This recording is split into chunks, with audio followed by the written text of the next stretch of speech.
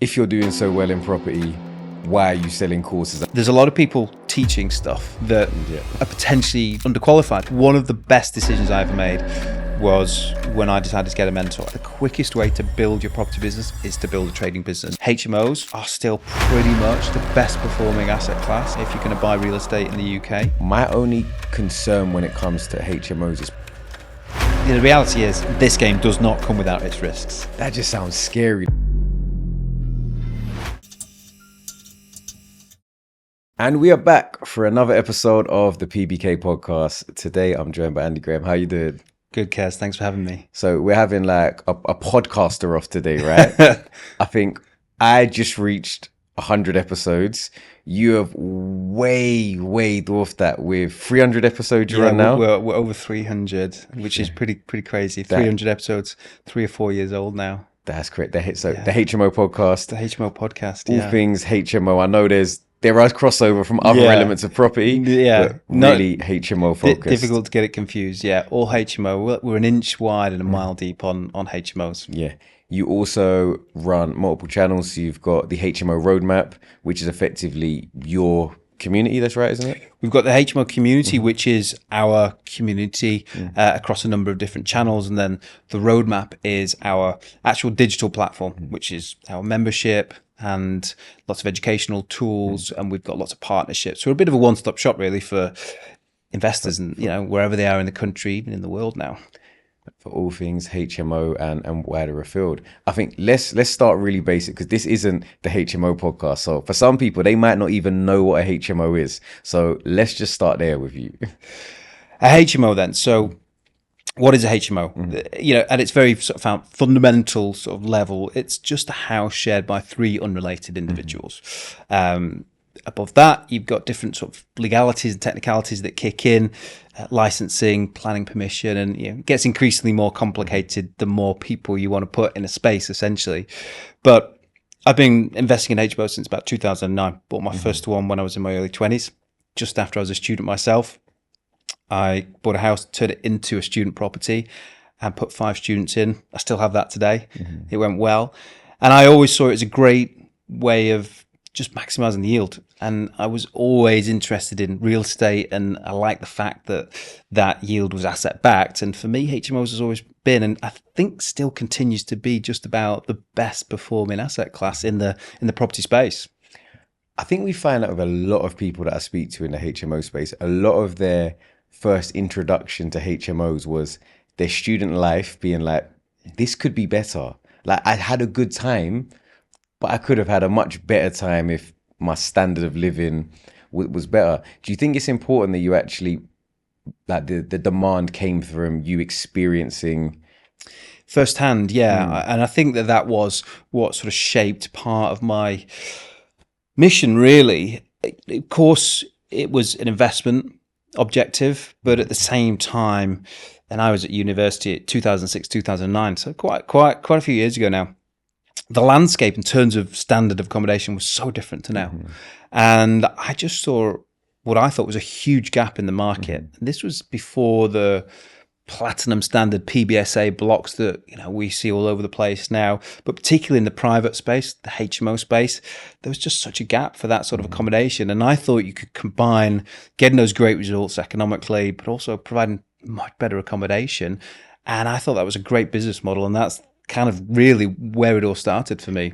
Because I feel like, for example, like renting a room used to almost be like a dirty word. Like, it was akin to the slum landlord that you could put in as many people in a property as possible, overcrowding. But now it's really changed, and co-living is a beast all by itself. That's the popular word, isn't that? Co-living. But what I would say is that it depends on what you're reading as to what the opinion of landlords and HMOs are, and it's still very, very difficult. The anti-landlord sentiment is still so incredibly strong, and HMOs, unfortunately, kind of the dirty end of that stick as well. And we get beaten with it so hard. And you and I know we see so many people, and we do projects ourselves that are incredible, and really completely contradict that narrative, but it's very difficult to shake. And I think there's a deep cultural issue in Britain, that you and I alone, we're not going to be able to Yeah. deal with. We're just sort of trying to steadily chip away at it. And I think, look, I think for a lot of people, there is a very particularly British sentiment that like an Englishman or English woman's home is their castle. And I think the idea of that being a shared space isn't something that sits well with a lot of people. But the reality is, with, us never hitting new build, targets in terms of new homes, with wages not rising as exponentially as the cost of property, to create a good standard of living, a lot of people are willing or are more than willing to, share a space to have a lot more disposable income. And, when I speak to my tenants, and I'm sure you get the same, a lot of them are so much happier in their house share, particularly if they've, navigated to a new part of the country. They've now met friends. They've now got, great relationships they've built, but also in a space where they don't feel so isolated. Definitely. The housing crisis, the issue is deep rooted. There's so many factors. Lack of housing is one of them, but you can really boil it down to a number of different things. And actually, I think a lot of the noise, the anti-landlord sentiment, the anti-HMO sentiment, it doesn't tend to come from our tenants, because actually there's a real benefit for many of them. They're quite transient, moving around, work, employment's changed, people coming out of university, and they're prepared to travel and move around a bit and want that flexibility. And that's changed over the last 20, 30 years. So I think the product that we're able to offer actually suits a lot of people, but there's no doubt at all that for some people it is just a necessity, because they can't afford to rent and save at the same time for their own property. And that's not something you and I are going to be able to change on our own cars. I think providing good quality accommodation is the role that we need to play, and I think we do that. I certainly do that in my business and intend to continue doing that. But there's a lot more that's got to happen outside of these four walls to kind of fix this big issue that we've got. No, definitely. What would you say is like your average kind of tenant type now? Like, my preference has always been students for a few reasons. I like predictable models and scalable businesses, and the student model for me was always a great example of that. The Renters' Rights Bill is going to change things up a little bit, but it's the academic cycle means that a lot of your work can be planned in advance. You get quite busy at certain times of the year with students when you're letting, and then when you're doing your check-ins and check-outs, and you've got periods of time where you can get in the property and do some work.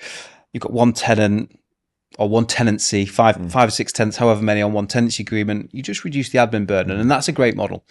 And student tenants, I think they've got a bit of a reputation. I was going to ask you, because I've never done students. Like, what is it really like being a landlord for student tenants? Honestly, it's a myth. Of course, there's the odd tenant or odd group of tenants that are difficult, but I can tell you hand on heart, and I've got a lot of buy-to-let, standard resi stuff as well.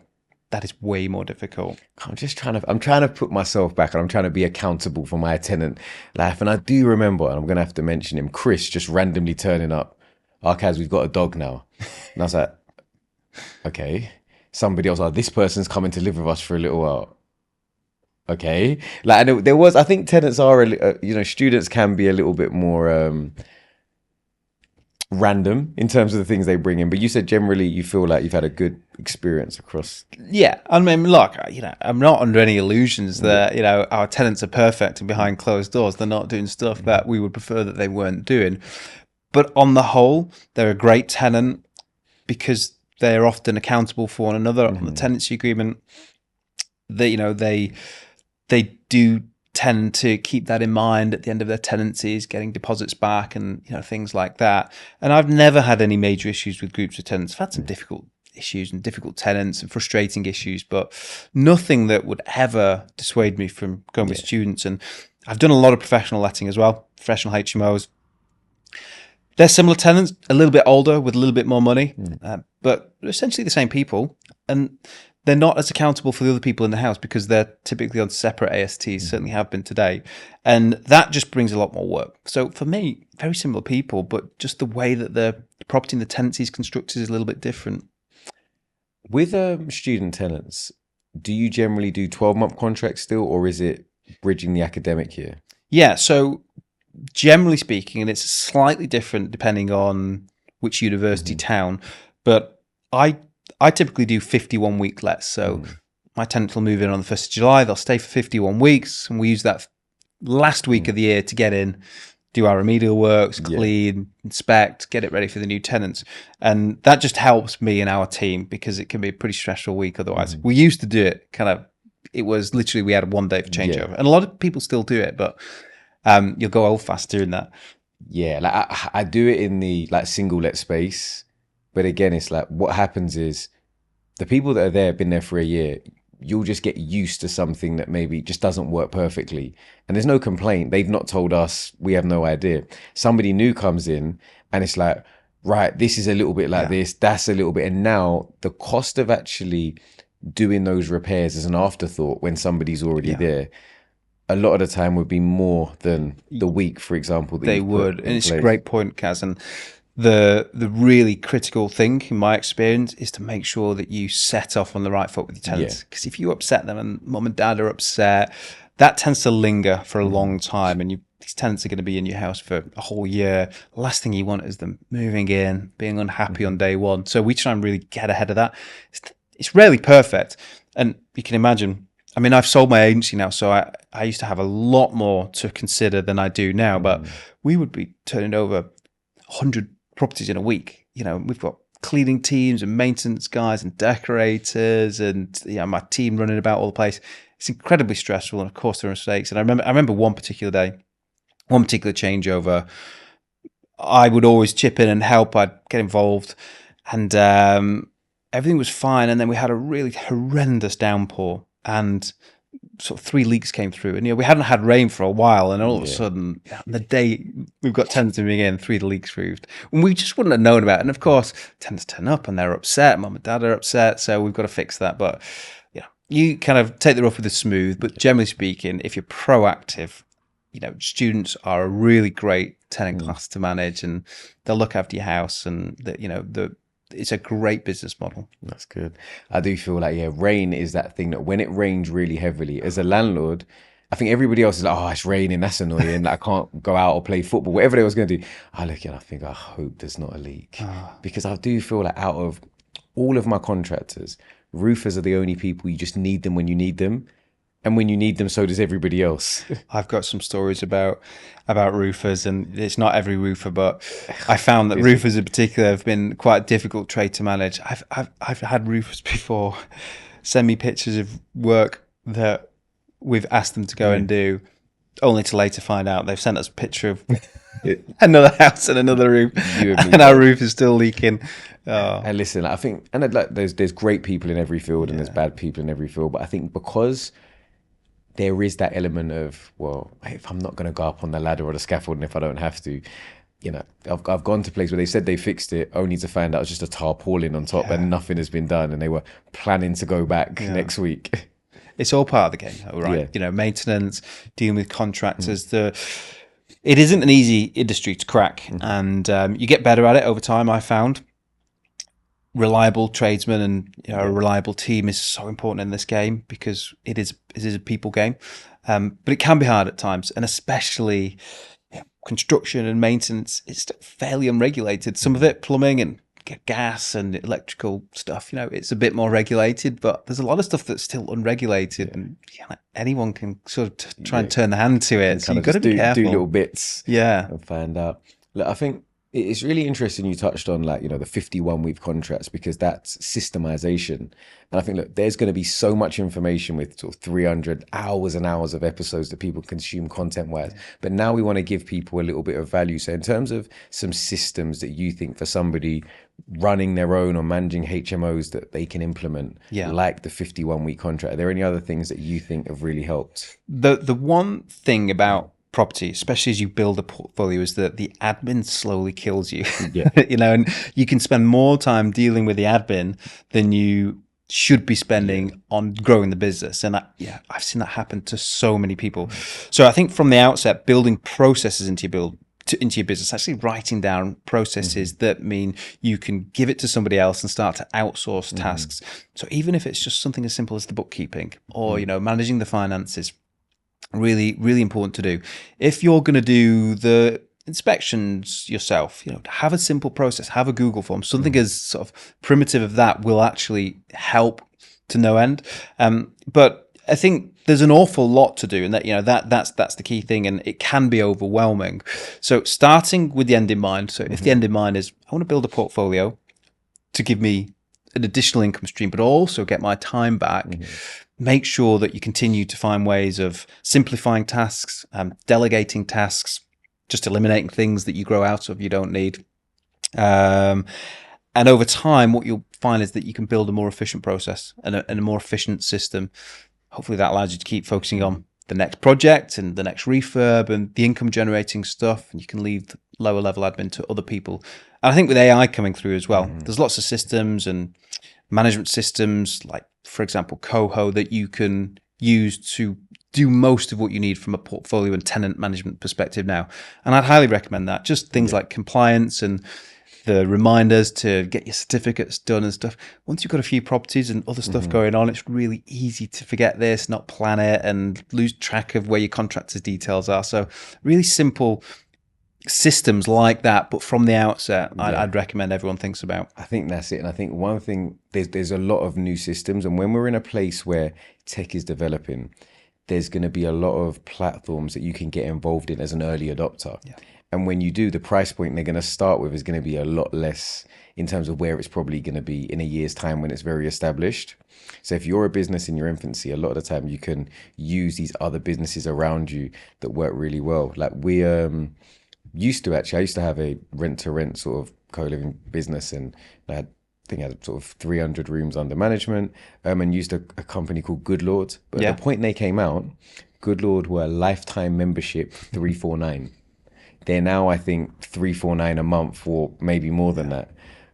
So again, those early adoptions is probably over the course of the last sort of 5 years has saved me in the tens of thousands of pounds. Yeah, and as a small business, those subscriptions that creep in as you just try and find another way to automate or systemize something, over time they really start to take a bite out of your business. So but that's, as a business owner, you've got to have that foresight. Okay, where am I going? What do I want to do? Sometimes it's worth over investing to know that you can grow into something like that. But that's, as I said, if you start as you mean to go on, you'll find it a lot easier. And also, you'll just make your business more profitable. Yeah, I think it allows for that scale as well and that growth. So obviously, you said 2009 first HMO, is that right? Yeah, first HMO.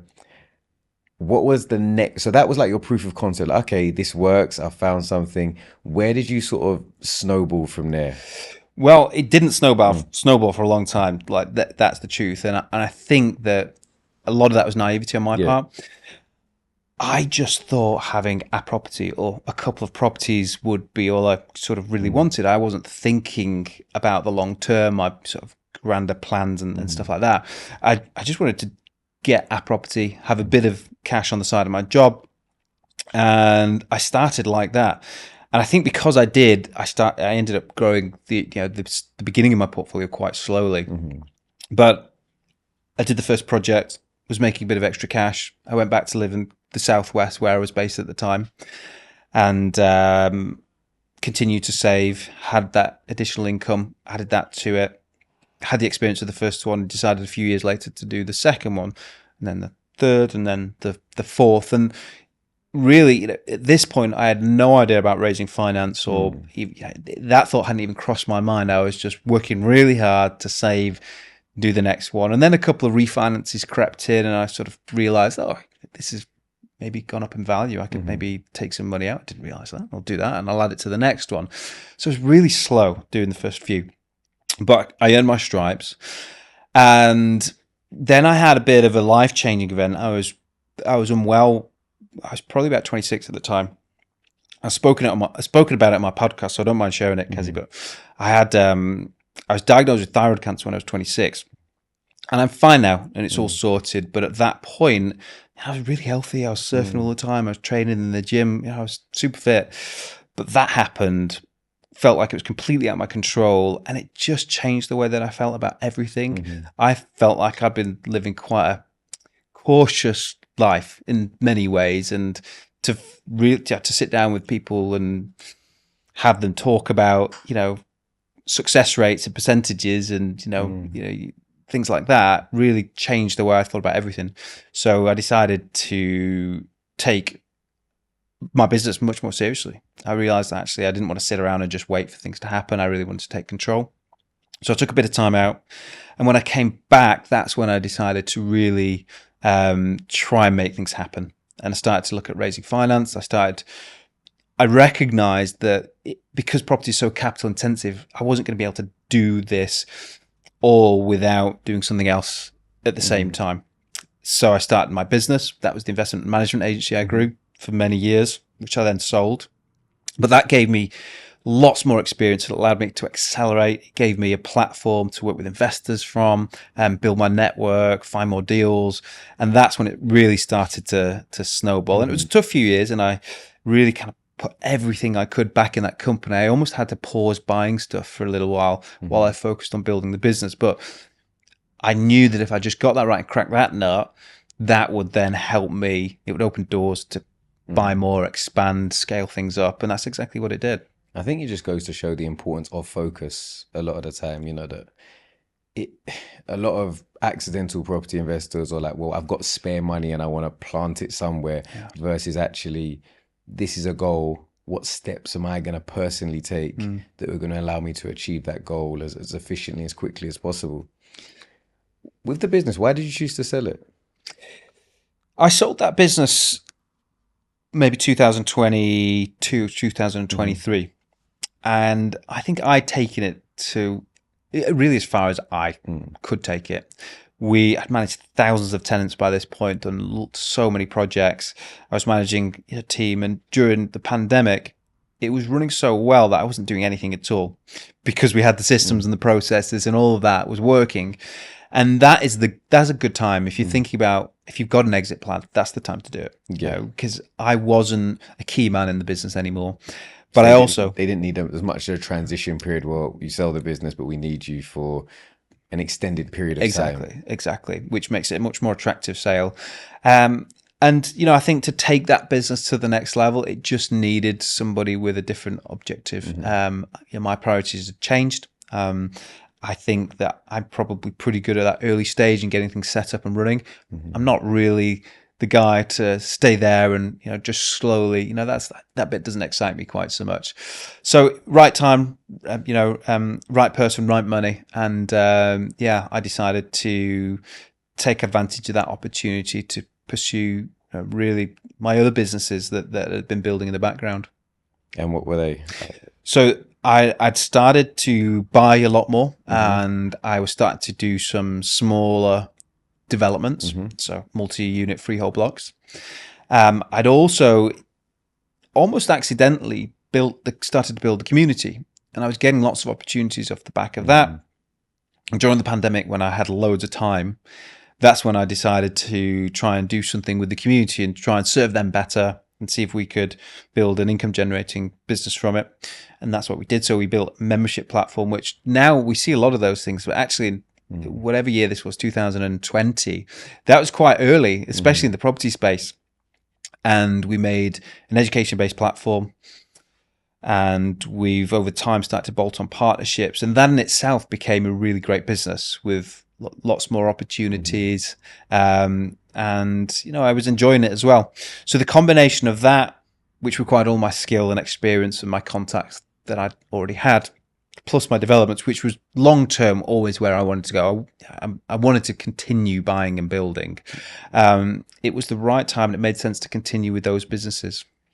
Did you ever get much of a pushback on the subscription and education business? Because we see a lot of people, particularly on social media, saying that the common tagline is, if you're doing so well in property, why are you selling courses? Let me pause the video for a quick word from our sponsors. Now, let me put you onto something that could seriously level up your property game. When I started investing, I didn't fully grasp the benefits of using a limited company structure. But here's the deal. Over 75% of new UK investment properties are now purchased through limited companies. Now, why? Because it's a more tax efficient way of purchasing. You can claim your mortgage interest reliefs, benefits from lower corporation tax rates, plus it sets you up nicely for scaling your property portfolio and passing passing on wealth to the next generation. Simply put, it can help you increase your margin. Now, setting up and managing a limited company might sound daunting, but that's where GetGround come in. They handle the entire process for you, from setting up your company in days to managing your accounts and tax returns and ensuring compliance all under one roof. They even help you find financing to help you fund your investments, your own dedicated consultant, and a completely digital dashboard to track and manage the performance of your investments. But because I'm serious about giving back, I've got a great offer for you. GetGround is offering a free investment consultation plus 3 months of free accounting and tax services when you sign up through my link. Now, this is a huge opportunity to get started on the right foot.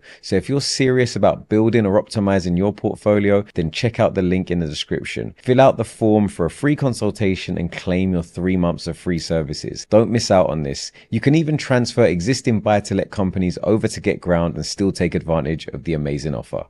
Now back to the video. I guess it's like the line we see a lot of. So I've never personally had that, but I fully appreciate that. And actually, I've talked about this on my own podcast. I realized early on, and just rewinding, when I decided to take things a bit more seriously and really look at, and focus, like you say, how I was going to get to where I wanted to go. Building a business, a proper trading business, which does what I call fast pounds, makes money quickly, was a really key part of it.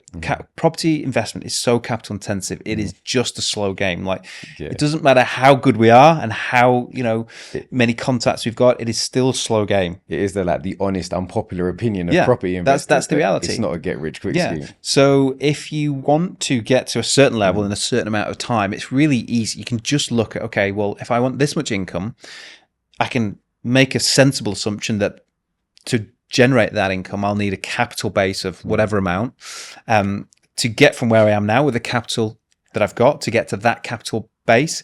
You can figure out how many properties you're going to need to buy, how much value you're going to need to create.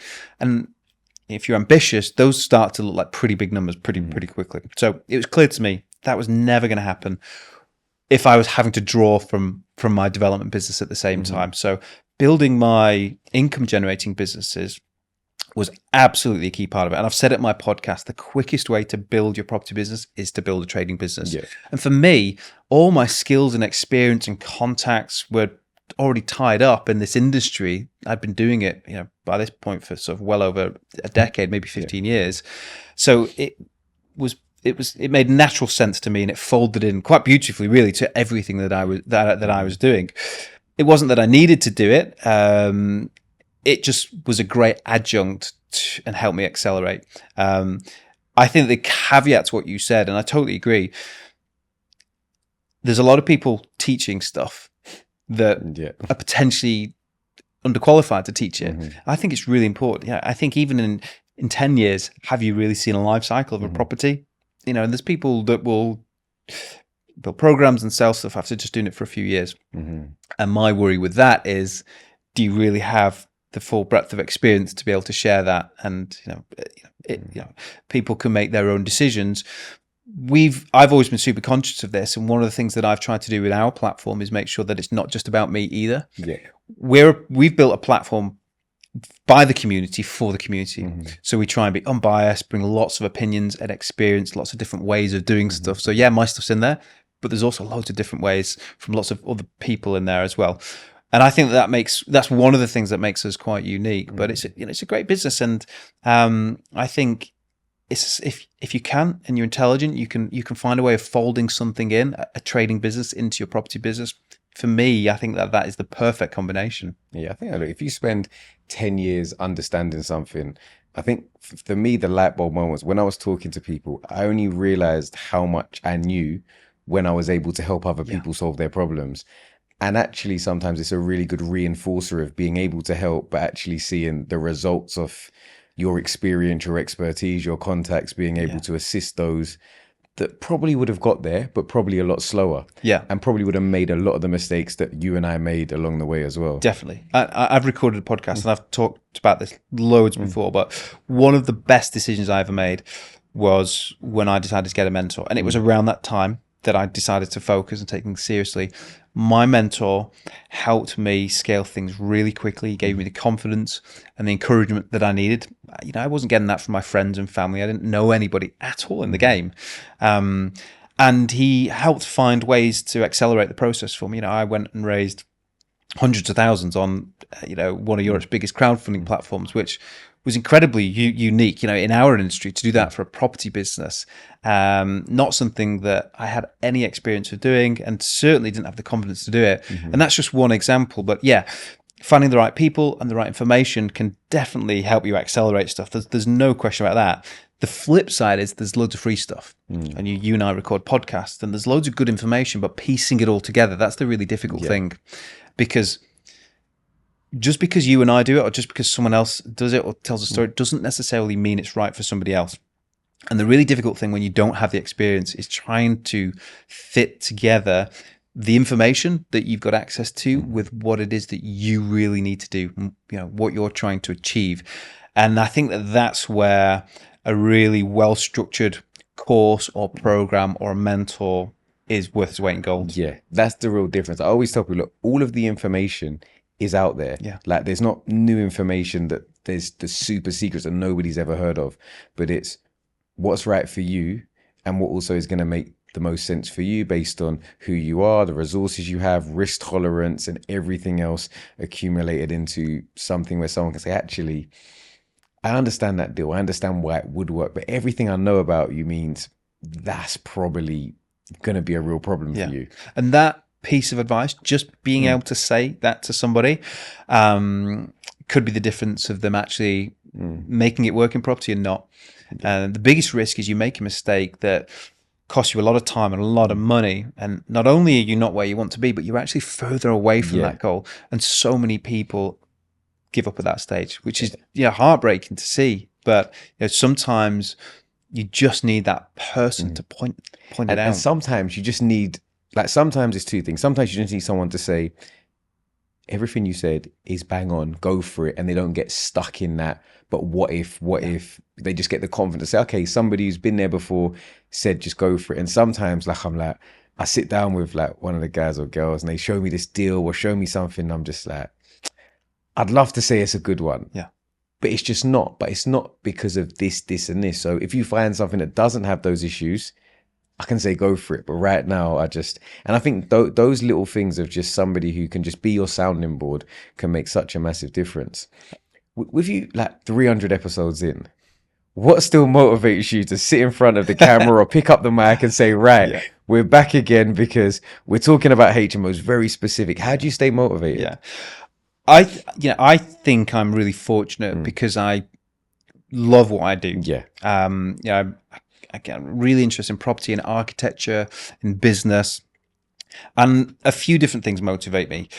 Like stepping back from just the podcast specifically, if I was to ask myself, what really motivates me, what makes me get up and want to build the businesses, it's two things. One is this huge fear of, being inadequate and, one day not achieving my potential.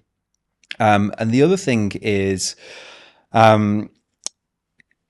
losing the kind of the freedom and the independence that I've already built and created because of other things around me that might change. So I just had a daughter recently, my wife and I, and congrats. Thanks, man. And the ability to just spend as much of the time that I want with her and my wife at the minute is that is so important to me.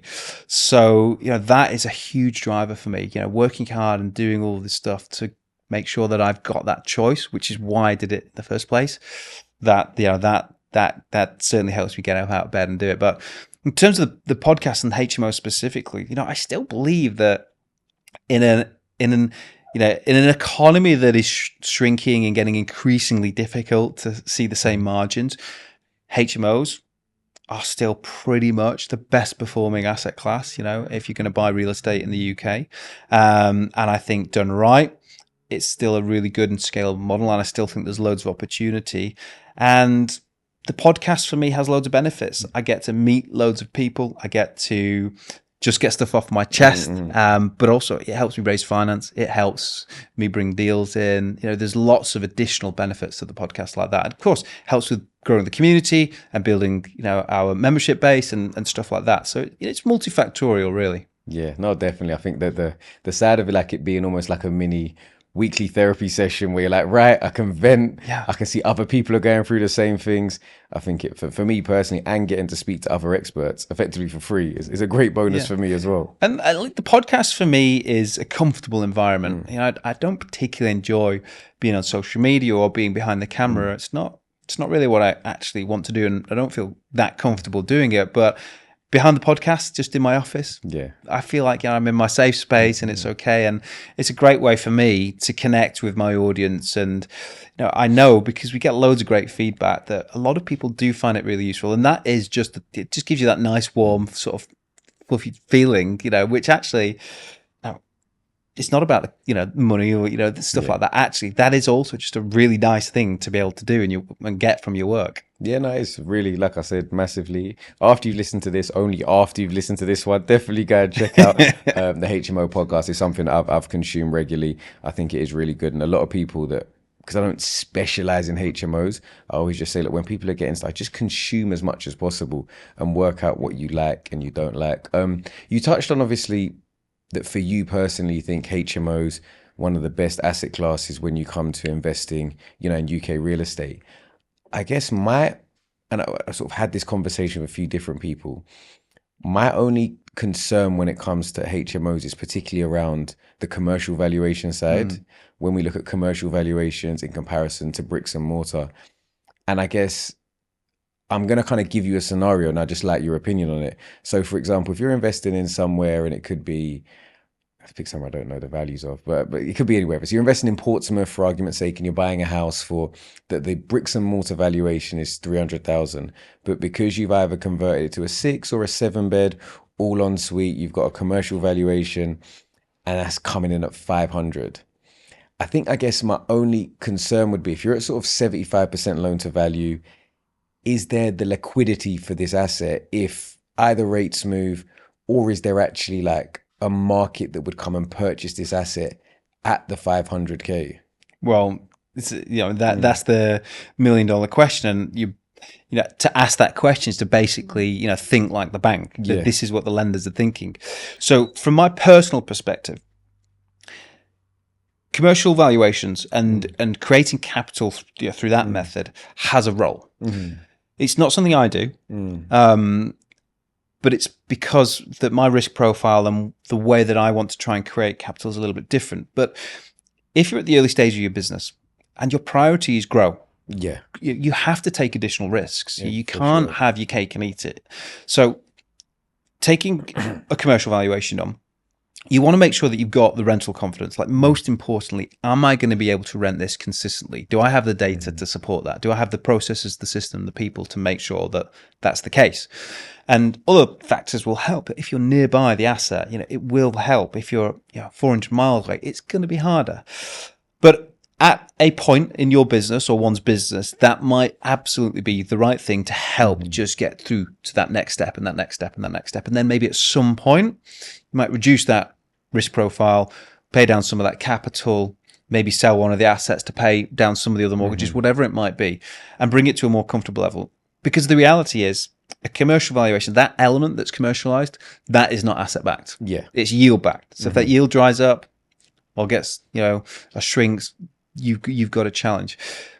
My personal strategy at the minute is, I kind of look at my HMOs as one, a bit of a store of wealth now, and two, a good income generating asset on the back of that. So it almost pays a really good dividend.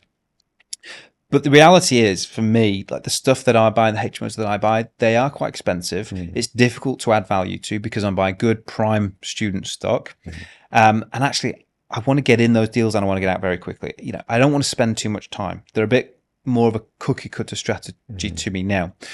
But I can only do that because I'm able to create income in other places. And more importantly, when I look at my much bigger overarching objective, which is, involves or requires me to build my capital base a lot more, the ability to do that's not going to come from these sorts of projects. I need, to be buying bigger sites and adding a lot more value.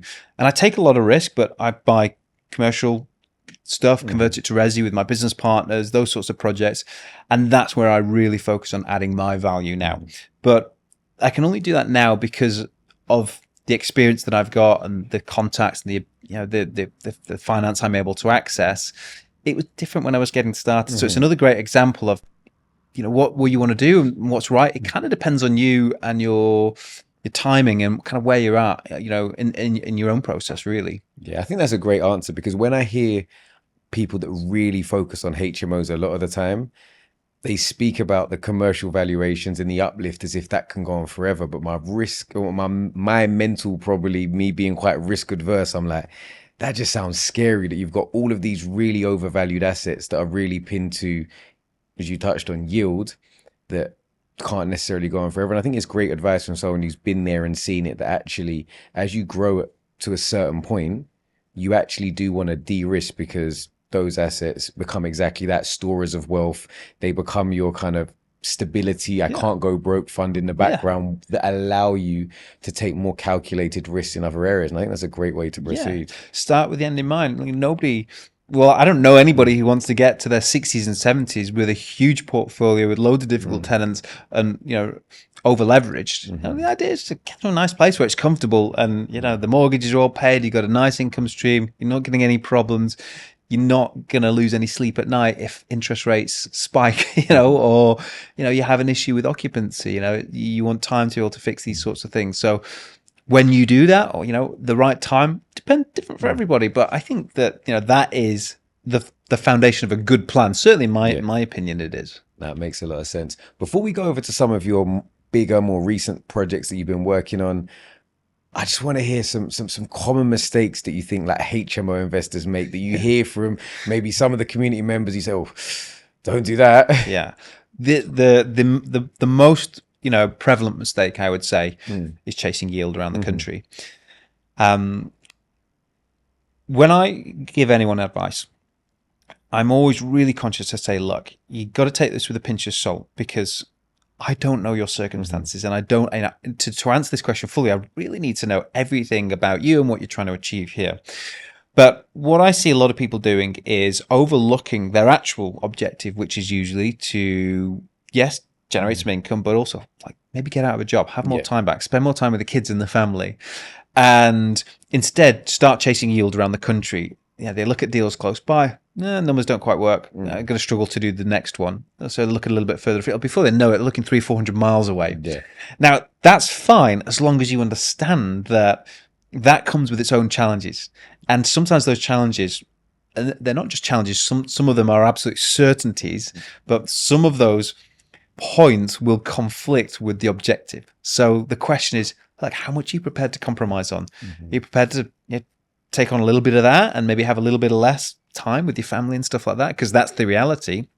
But chasing yield around the countries, it can be dangerous. Giving the job to find a good property to a sourcing agent who's on the ground up there, without spending the time to really understand and become an expert in a location, that is kind of crazy to me. Spending that much money and investing that without having the confidence that you need, that's the big one that worries me. No, I think that's great advice. So in terms of, you spoke about having quite grand plans. What are the projects you're currently working on at the moment, or types of projects you're working on? So from a development perspective, myself and my business partners, our real focus is on commercial to residential for a few reasons, but largely from a planning perspective, it's just, it's not easy, as you know, Kazy, but it's a little bit easier, a bit more predictable. But commercial to resi schemes are a great opportunity to buy at good brick and mortar value, add a lot of value through planning and development. And with these schemes, are you generally going down the PD route, Class MA, or are you going full planning? So we've almost always gone full planning, but what we will look for is sites that have an element of so almost a minimal viable product that you give you a safety net. You're like, worst case scenario, 100%. We can dial it all the way back. Exactly. And we can get out and not lose money. Exactly. But we can also scale it up to best case scenario, which could double the value of the block potentially. So a good example, kind of an industrial type of building, long rectangular building, windows in either side. That's, permitted. We can convert that to residential without making too many changes. But we might want to maybe optimize the floor plan, which might mean moving some windows and doors around. It might mean actually trying to get a few more units by going into the airspace, which is full planning. So we buy based on what we know we can definitely do and try and stack it around that. But then also we're very much taking into consideration what we think we can do, and then trying to figure out, and this is where the real skill is, trying to figure out your likelihood of achieving that and how much it's going to cost you and how long it's going to take you to get to that point. But I'm blessed, one of my business partners is an architect. So as well as being a developer and having a developer's head, he's an architect with an architect's head. And that's really useful when you're looking at these sorts of schemes, because it's difficult to know planning policy and what you can actually do with the schemes without those sorts of, specialist skills. But we try and buy buildings that we can essentially convert to flats, multi-unit freehold blocks. And the stuff that we're doing at the minute, we've got a bit of a mix, but we just finished a sort of scheme of 10 in Norwich. We've just finished a scheme of 24 down here in the southeast. We've got a second phase to that, which is another 13. We're just about to start a site up in the north in Sheffield, which is for another 18. So, and these are built to rent or built to sell? Built to rent. Okay. But there's a caveat to that, Kazy. Go on. Because of rates at the minute, it's a difficult lending climate. So what developers like us are finding is that at the end of schemes, it's pretty difficult to hold on to absolutely everything because you're at 65%. Well, it depends on the banking. It depends on the product, and it depends on how much they're actually lending on. But there's a few nuances to it. But like, as one example,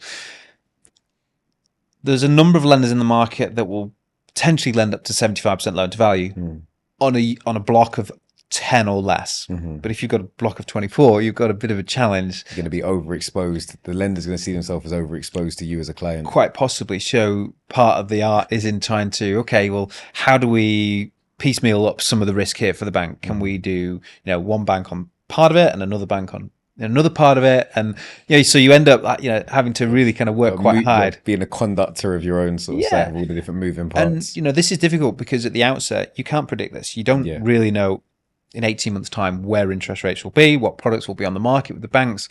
So you have to plan and then do and have contingencies in mind. But you might end up at 65% loan to value, and if your scheme, if it's an 8 or 9 figure scheme, those percents are very large amounts of money. Exactly. So particularly if you've got investors that need to be repaid. Exactly. And I think that's why for me, when people ask me you're flipping a lot, but would you say? I say, look, for a lot of the time, the market determines there's some things that are out of your control. You create a good product, and if somebody offers me a really good offer to buy the site or the block, then I might sell it. And if the bank offers me a good rate on the rates, then I might hold it. But I think you have to be a little bit flexible when it comes to market conditions. You really do, and especially at the minute, we don't want to sell. Our objective is build to rent. But sometimes you've got to sell a few just to keep the rest, and sometimes you want to avoid punching holes right through the middle of a building. So can you sell something that's on one side, or maybe just the ground floor units, whatever it might be? But having that flexible attitude is important. But to have that flexibility means you've got to think about it from the outset, because some schemes are really not going to work very well to sell. They might work great to rent, but what if you can't sell them? And vice versa. Some schemes are going to do much better, and you're going to crystallize much more if you plan to sell from the outset rather than keep. Because if you've got high value units in a really popular area, they're the most difficult things to lend on to keep because the yield is so low. The stress testing at the minute is really difficult. So even if you have less than 10 and the bank would do it, by the time the stress testing, gives you a good old squeeze, you can't keep it all anyway without thinking about either introducing some more capital or selling stuff. So, but that's the tightrope you walk as a developer. You've just got to sort of have all of these angles covered and be thinking about it all the time. Exactly that. Final question. Where do you want to take this lap? Because you said you're almost 15 years in now. You've been doing it for a while. You're very successful already. Like, is there a number? Is there a portfolio size? You're like, this is where you're trying to get to. Yeah, for a while now, my number has. I've talked about this on my shows, and so I'll share it with you, Kaz. Mine, I've talked about the 40 million. 40 million represents, a yield. If I was to crystallize everything, represents a yield I could just put away, in something really simple, safe, like stocks and shares, and just take a dividend from it. My family, no one would have to think about managing all these assets. We'd be able to do all the things that we want to do. I'd be able to think about generational wealth and charitable causes and all of that nice stuff. So I'm building my portfolio towards that goal. But that's not at the expense of enjoying the process, and it's not at the expense of keeping my risk profile. I want to make sure I get there. And I don't need to get there in a great rush. We've done some good schemes with some really big numbers, in the last few years. So that's happening quicker than I thought it would do when I set that goal. But for me, I just want to make sure that no matter what happens around me, I can continue to enjoy the things that I've managed to put into place now, which I've worked really hard for, and I've sacrificed an awful lot, especially when I was younger, and I want to make sure that remains the case. But the reality is, this game does not come without its risks. You can't get into a project with zero risks. So there will be some schemes that do better, and there'll be some schemes that aren't as good.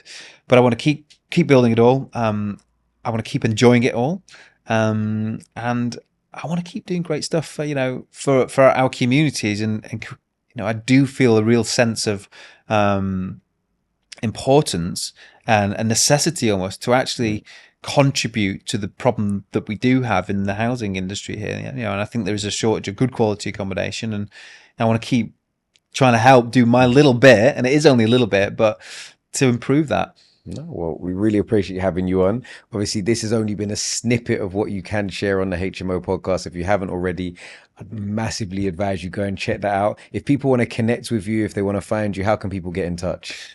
Yeah, head on over to the hmoroadmap.co.uk. Drop me a message on Instagram. It's andygraham.hmo.